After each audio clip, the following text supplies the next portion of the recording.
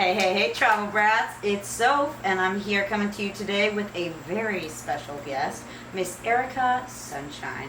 Hey, Erica. Welcome. Hey, Air. How you doing? I'm good. How are you? I'm good. Looking at this pretty sunset behind you in Perdido Key, and I'm just loving this night. Oh, yeah, this is just spectacular. So, I'm super excited to have you on. I have 1,000 questions, but I'm going to start with the basics. And just to introduce Erica, you guys, a little bit, she is full name Erica Sunshine Lee. She's the Georgia Gypsy herself. She's an international country touring rock powerhouse. She's a Trop Rock queen and the hardest working woman in the country music industry. And that's a direct quote from somebody. We'll talk about that later. She's done shows across the globe, from Fiji to France. There's a bug in my eye, but that's all right, because we're recording live in Perdido Key, and it is hot and it is summer. Speaking of French, wow, Yeah. there you go. Yeah. So, Erica, thanks so much for joining us. I want to just start by kicking us off with a little more about yourself. Will you just tell our Travel Brats where you're from and just a little bit about you?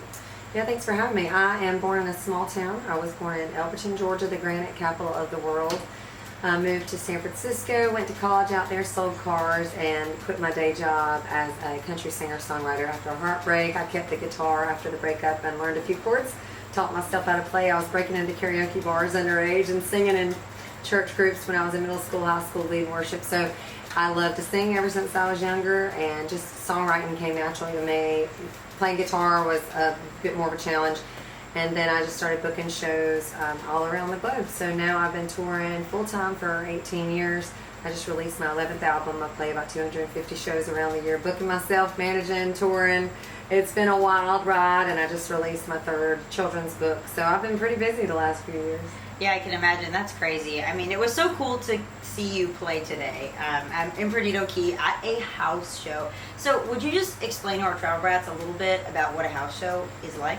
It's a game changer for me. I've been playing in bars and then the world's largest music festival. So I've played the gamut. I've played for 10 people in a dive bar, and I've played for 20,000 people on a Saturday night stage in Summerfest.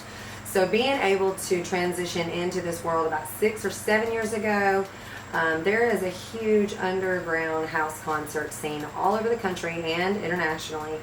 And it enables songwriters to be able to have a stage to share the stories behind the songs. And then we can tell these people the kind of nuggets that they don't get to hear on the record, and explain what maybe created the song, or what led to certain writing styles, or how he came about this certain hook, or just things about our everyday life or life on the road, and things that people that follow us online might not even know. So for me, it's been a really interesting way to connect with listeners, because there's so many times that they might not understand that the song is about something that they're going through. And being able to connect through the music, but then kind of talking to them before the show, after the show, hanging out, just makes a much more personal interaction. And I feel like people are really hungry to connect with the artist, and they want to know what happened, or how'd you write this, or they're curious. And so for me, as an artist, it's developed a really cool bond with people all over the country, and it enables them to come hang out at a beautiful house concert venue. Some of the venues that I play at are just incredible. They've got stages on their docks. They've got pagodas and swinging tiki bars and floating tiki bars, and it's unreal at some of the house concerts. But you don't have to be over the top extravagant either. Some of the house concerts are very similar and very simple, very stripped down. They have chairs in the living room if it's raining outside, and we've been in cozy little areas. But I think overall the takeaway is people that want to throw house concerts are enabling the artists and songwriters to be able to have their lyrics heard. And it's not a house party. So many people are like, oh, you're playing a party, or is it a private event?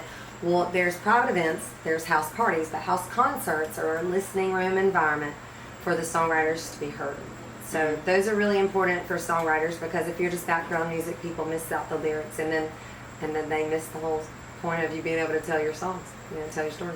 Yeah, I think that's so cool. I mean, meeting you was when I discovered what a house concert was. So that's so cool. And I just think this whole environment is, like you said, so neat. You get to have the individual relationships. It's very relaxed. They take good care of you here. You can just come and stop with all your stuff, and they help you set up everything and take down everything. So it's just a great way, like you said, to make personal relationships. Right. And it's usually earlier in a safe environment, and for a female traveling solo, it's been a game changer for me to be able to feel safer and to build these relationships and build lifelong friends. And then the people, since I've played here 5 years in a row, then you get people that come back and bring their friends, and it just makes it pretty incredible experience to build those relationships through the years. Yeah, well, gosh, that's cool. You've performed for big and small venues, like you said.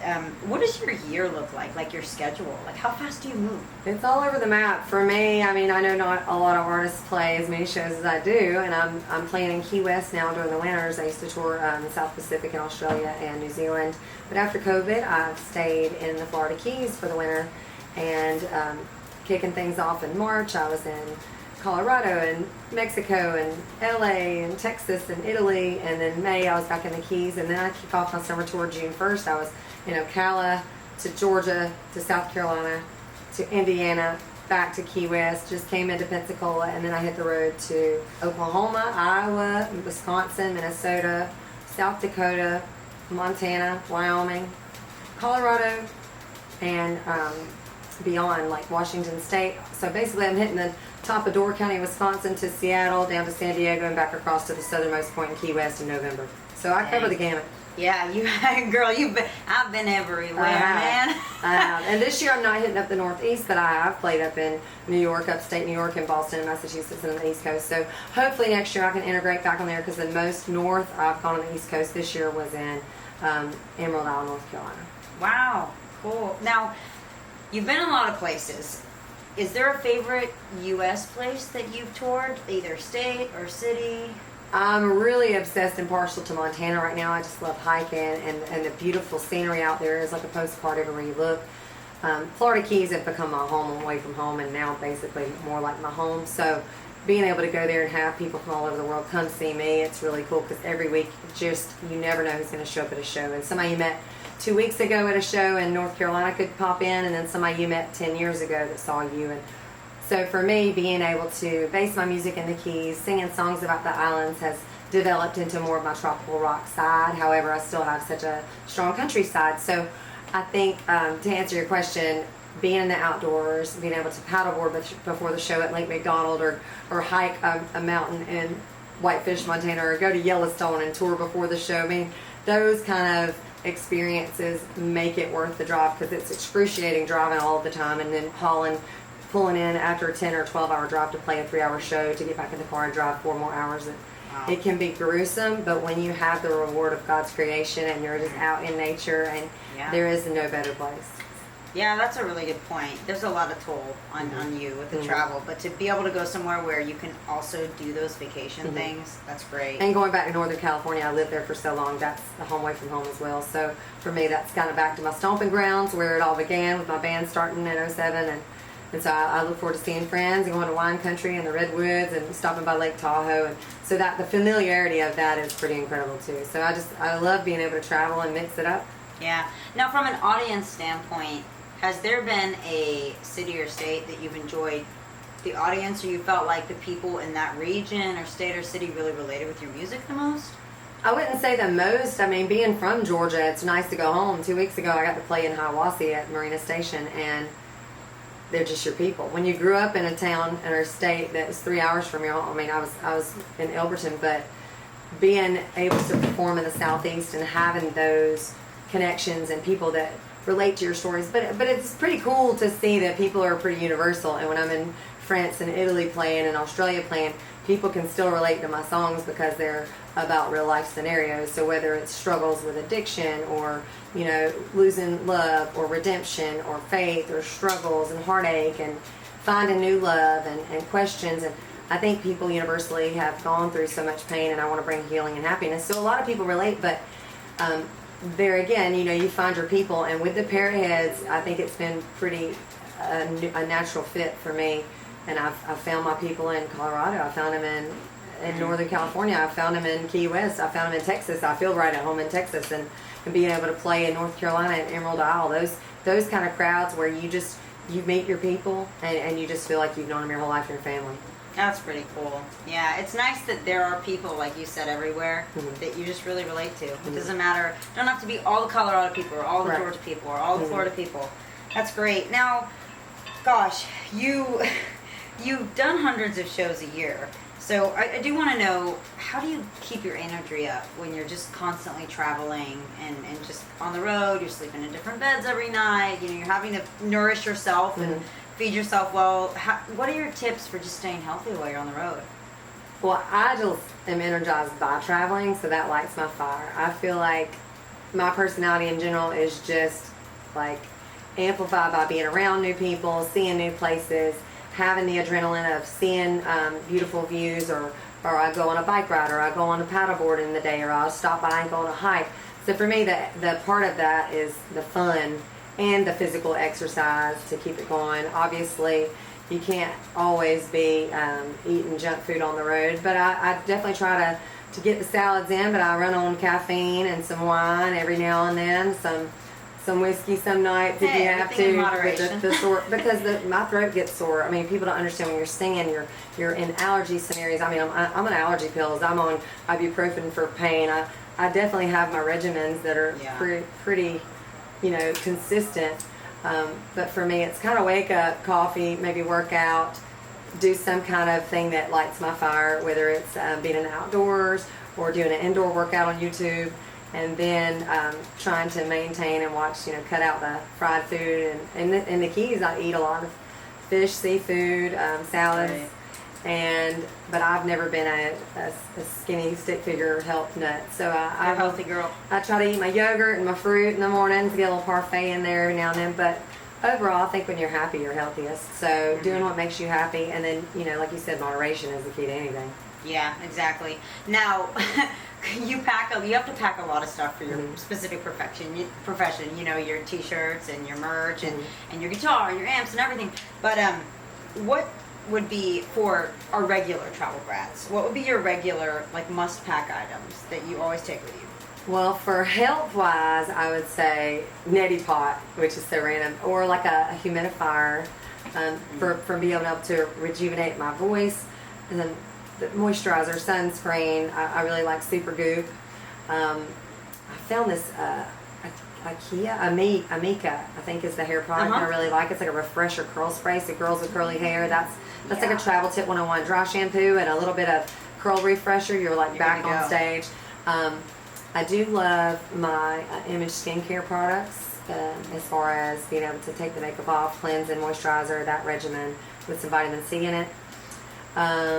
As far as comfort things, Trader Joe's peanut butter cups is kind of my go-to. A little bit of their coffee. I'll do Starbucks. I love this espresso. But as far as being on the road, things that I really need: my tumbler, my water canteen, my cowboy hats, my baseball caps. I just got a new pair of Maui Jim sunglasses that are polarized, and that's been a game changer because it actually does help see through the water. It does help cut the glare. And I've always been I don't want to buy nice sunglasses because I'm just kind of being frugal, because I lose them or scratch them so easily. But I think when you're driving as much as I am, and you're on the boats and you're on water paddleboarding, it is nice to splurge and kind of have that. Yeah. So I don't know, cowboy boots, my jam has kind of been my go-to lately. The Lane boots, Lane. Okay. I get a lot of compliments on those. And my cowboy hat from Jimmy Pierce. He is a custom cowboy hat maker in Texas, and I've just been obsessed with the 2 cowboy hats that he made me. So those are kind of my I guess guilty pleasures or go-tos from frugal all the way up. The other day, I had some dreadlocks after snorkeling, and I could not get these out of my hair.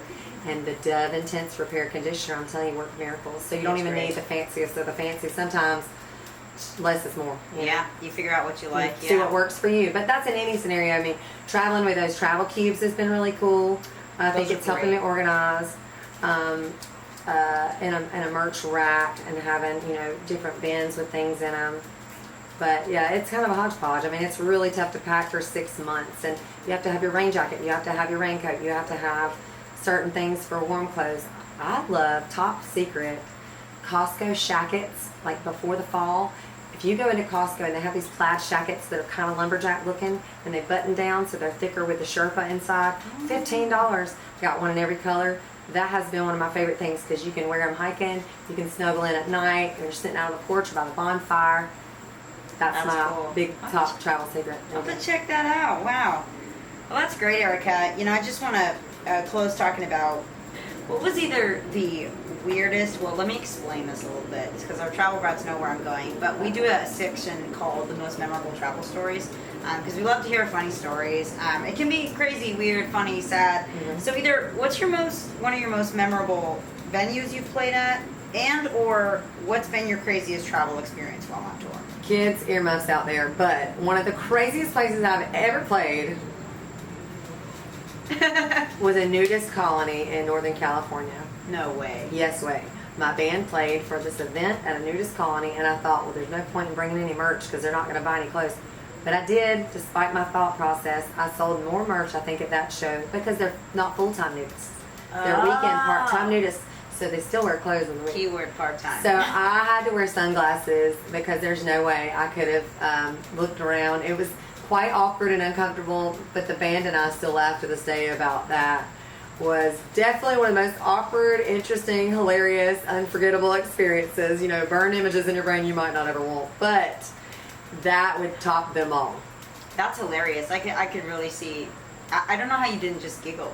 Like, oh, I did. Sometimes I had to turn around real really quick. I'm getting some water. smirk. I had to hide it. It was quite hilarious. But I mean, I think they also knew that like we're not nudists and we're not nude, so it was something that we had to, you know, endure slash, you know, just enjoy it and get through. But it was, I mean, they were great. And at the end of the day, I think what we took away was they're just people and have fun. Yeah. And it wasn't in like a perverse, uncomfortable way. It was just more in a free-spirited, very youthful, childlike kind of way. So in that sense, it was nice because it even the playing field, so to say, as far as it wasn't about the fashion, it wasn't about the name brands. It was really about just who you are as a person. Oh, that's pretty cool. Now, I don't know if that was your favorite venue you've ever performed with, but do you have a favorite, like, venue? It's tough to call because I've played some incredible places. The ones that immediately come to mind, Summerfest, the outdoor largest festival that I've ever played, was huge. But as far as a venue goes, I think the Georgia Theater or the Great American Music Hall in San Francisco were just the most unforgettable because they're classic, classy. They're places that I'd always had on the bucket list to play. Yeah. In fact, when I went to my first concert when I moved to California, Mother Hips, my friend took me to see the Mother Hips at the Great American Music Hall. And I just remember standing in awe, looking at this gold trim, this amazing, immaculate, remodeled, refurbished, or whatever. They've just kept it intact with a Victoria ceiling. And everything was just beautiful and pristine. And just made me like, wow. And I wasn't even a musician then. I had been singing, and I just thought, what an epic place to play. Yeah. And fast forward about 12 years later, I finally got to play there and headline it 4 times since then. Oh, that's so really cool. to kind of have it full circle moment of this is the first concert I saw here, and now I'm on stage looking out at the people going, I cannot believe I'm here. And the same with the Georgia Theater. I tried for 7 years to get a show at the Georgia Theater, and it just shows persistence pays off because they don't take you right away, and most people just give up. And the new person might be booking, or they might have heard your first album, and then you send them a second album, and by the 5th or 6th album, they go, oh, you know, we like this, maybe we should get her in here. And by then I've built a following, and it's 45 minutes from my hometown, so seeing a lot of faces I grew up with in the audience, and getting to perform an iconic stage where your heroes have played. Well, I saw Willie Nelson there, Dave Allen Coe, so not that he's my hero, but like iconic country shows were there, and so those are pretty special and hard to top. But then there's been intimate house concerts where you can hear a pin drop and you just connect more with the audience, and those intimate moments are pretty amazing too. Yeah, you've been full circle, which is just so cool. I mean, I got to play in the backdrop was the Rockies in Jefferson, Colorado, my friend Mike and Peggy's house concert. That's hard to beat. So when you turn around and you see God's country behind you, like right now, I mean, this is like a postcard. And to be able to look around and see the ocean at Sunset Key when I'm playing at Sunset Pier in Key West. Yeah. To look at the sun setting behind, I mean, those are moments you just pinch yourself and go, I get paid for this. You know, thank gosh you love travel because it's just such a treat for you to get to do what you love, singer, songwriting, and then to also just be able to travel. And meet the incredible people along the way. That is the key. Because you can go anywhere nice, and if the cool people aren't there, sometimes it's a little empty. But but getting to be in the mountains or the ocean and the lakes, and I mean, just those kind of things, like, we take so much for granted in America, and when you see the topography in my music video Fragile at the Arches National Park and Canyonlands National Park, and being able to be on the edge of the world and look at those kind of locations, and then to get paid to do it, it's pretty amazing. Wow. Well, that's awesome, Erica. Thanks for letting us know a little bit about your travels. I want to transition a little bit and obviously talk a little more about your music. You've released 10 albums, correct? 11 albums now, written over, gosh, like 1,800 songs, and you've been called, we want to backtrack to this, the hardest working woman in country music. Where do you just find the fuel to keep creating? I think I am fortunate to have more of a busy brain and just write down my experiences. And for me, it started as a therapeutic release. I was writing songs as just a way to heal. I was writing poetry when I was 12 and I was hurting and going through things as a teen, and just that was kind of a way for me to process it on paper and to get the feelings out. And as I got older and had a really tough breakup, I just started writing songs. And then it morphed into more than, because everybody laughs, oh, Taylor Swift. And I was like, well, plenty of women before Taylor Swift were writing sad country songs. Remember Loretta Lynn or Patsy Cline or Dolly Parton? I mean, people have written about their heartache for years, but we also write about our joys and our ups and downs and the experiences that life brings us. And so for me, being able to go pour that out and just pull from my own life experiences, my friends, my family, and see what they go through, and to kind of put that into a story, for me is a puzzle piece. I really enjoy the challenge and the experience of starting a song, finishing it, and being able to kind of piece together this beautiful random fabric, like knitting a scarf or having a tapestry, which I love Carole King's album. But just to have those experiences and to form them into a song, and then the music kind of just weaves in there seamlessly for me. And I mean, some songs you struggle with and battle with more, but I think the best ones just kind of come naturally. And to be able to put it down on paper has helped me to be able to process things, to heal, and to watch other people that relate to it heal as well. So I don't feel like it's a homework project or assignment for me. I feel like it's just a natural part of my life. Like I eat, I sleep, and I write music. Yeah, wow, that's awesome. It takes a special kind of person to do that. I'm fortunate because I feel like some people it doesn't come naturally to, and I've written with a lot of different levels of artists and songwriters, and I have seen a common thread that I do tend to write more frequently, more rapidly than a lot of the people I write with. And there's no right or wrong way. I think you just write your style and your speed.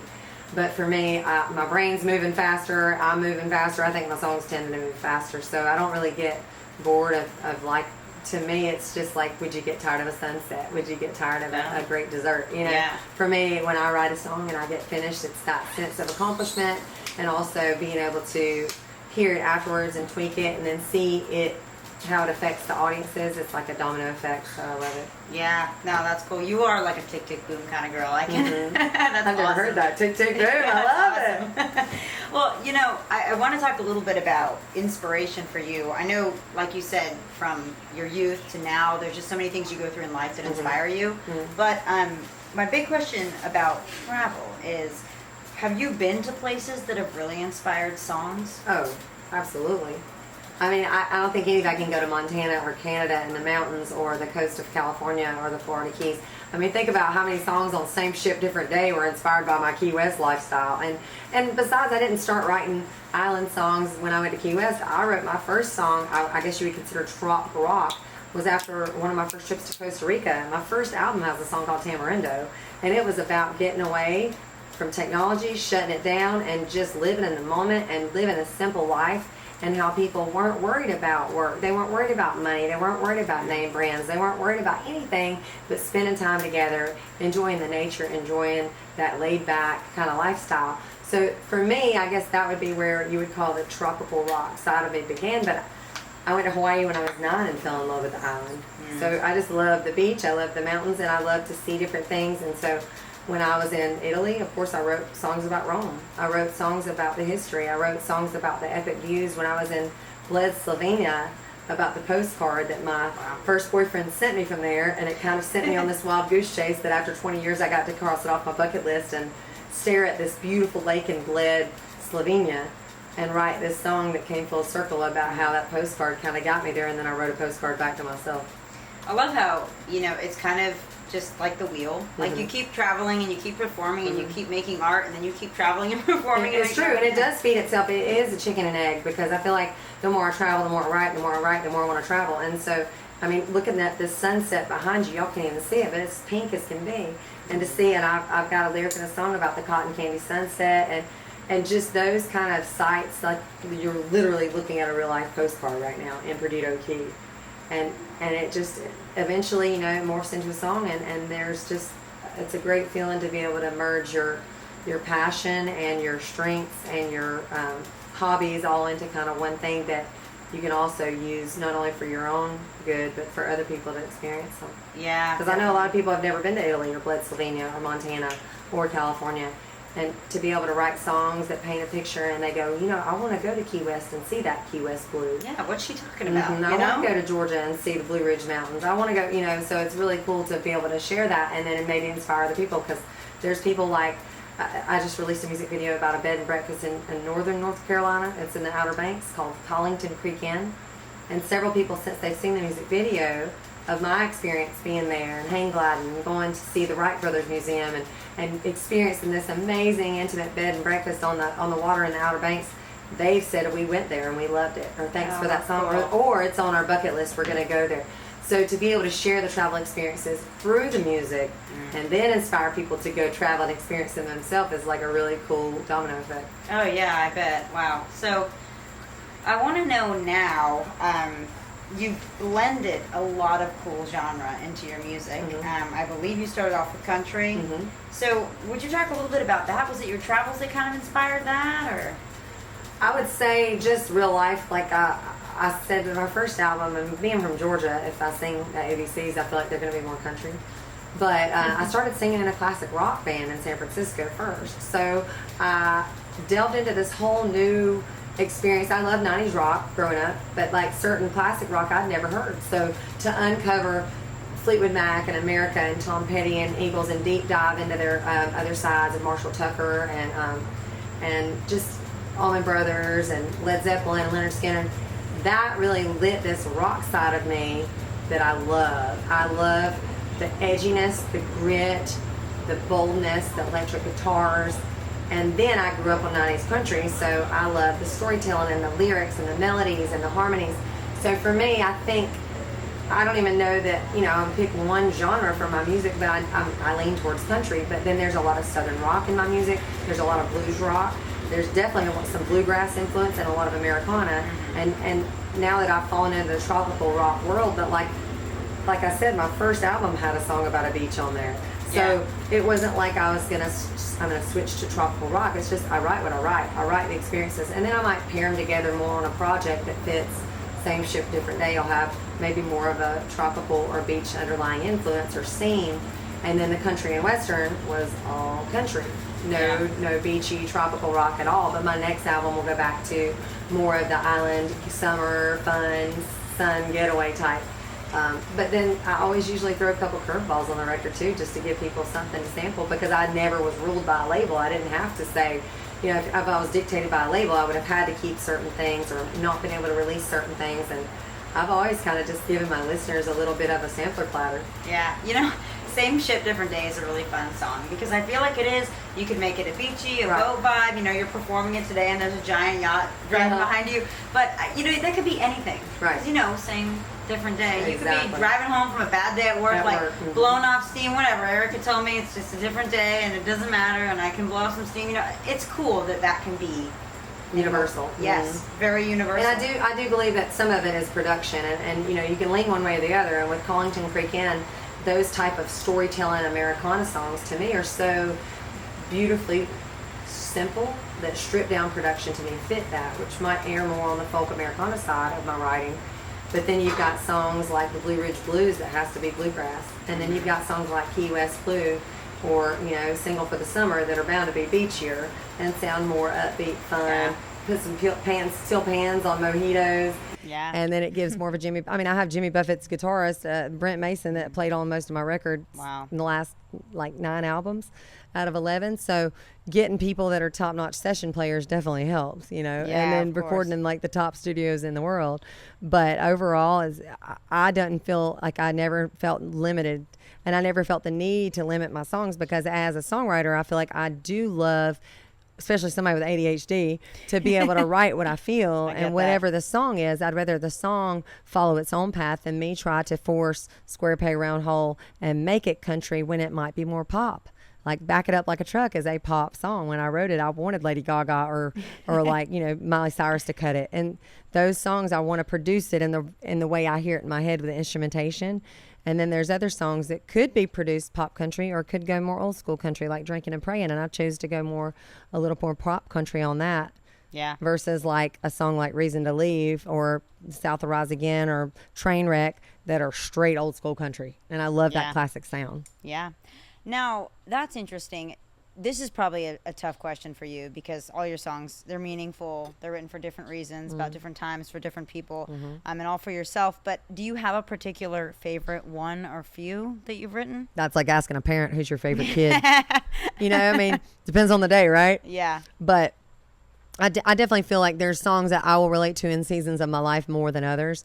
And some songs have come back full circle several times, like Single for the Summer, or songs like Mustard Seed, when I've had friends that have had miscarriages and had rainbow babies after, and people that have struggled with infertility, and when they did have the child.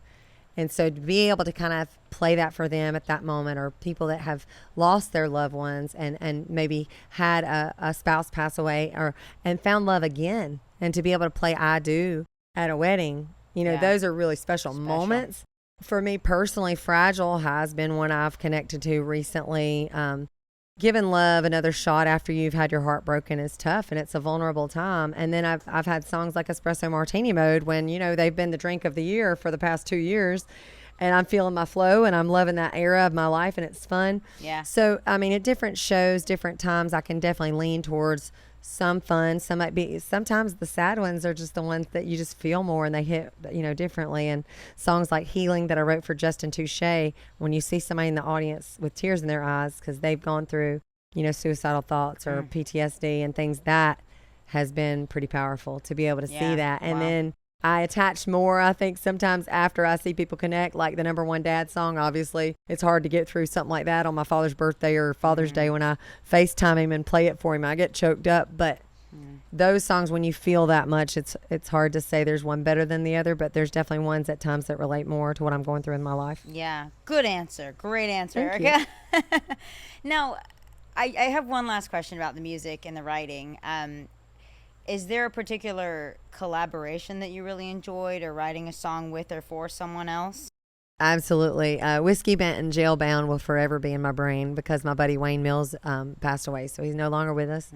And to be able to write that song with him, I knew he was the person for that hook. I went to his house and I said, Wayne, this is a song we need to write. I know that you would sing it. And when he sang it, it just knocked it out of the park. And he was supposed to put it on his last album and died before it was released. And finally, 10 years later, we got Casper McWade to cut it. Wow. And him releasing that song really came back full circle and was super emotional listening to it because I just loved Wayne so much. He was like a big brother, a mentor, and we just had a great time writing and playing shows together. So that song, I mean, I'll never forget that moment. And we wrote it together, and it was just very effortless when we wrote together because we were cut from the same cloth. Yeah. But I've written songs with Justin Robbins, and we clicked and wrote well together. David Ashby's another. We just wrote a song called Simplify Life, and that one, when he sings it, it's just so stripped down and beautiful, and his voice is incredible. He's an Americana artist out of Seattle. Wow. And being able to collaborate with people that have that kind of incredible voice, and they get the song and they just embody it in every sense of the way, I think that's really incredible because you hear it the way it's supposed to be sang. Yeah. And not every song I write is going to be for me. So it's Right. really cool to hear the other person bring it to life. Yeah, that's great. Well, Erica, thank you so much. Travel Brats, if you enjoyed this episode, leave us a review. And don't forget to follow Erica Sunshine on all her platforms. Erica, where can our listeners find and connect with you? Y'all can connect ericasunshine.com, and be sure to download the app Bands in Town. Add all your favorite artists and musicians that you love, bands. And when the band's in town, you'll get a ping and an advance notice, because if you're following me on Instagram and Facebook, you might see it the day of and be too late. So follow me on Instagram, Facebook, Erica Sunshine Lee, and be sure to add me on Bands in Town and sign up for the newsletter, ericasunshine.lee.com, so you know when all the news and the happenings are, and there's sales on my store website. And you guys, don't forget to keep listening. We're going to do more awesome episodes with Erica to get to know her better and her music, and so that you guys can follow along with all her adventures and hopefully in the near future attend one of her shows, or many. Catch you guys next time. Pinkies up. Pinkies up.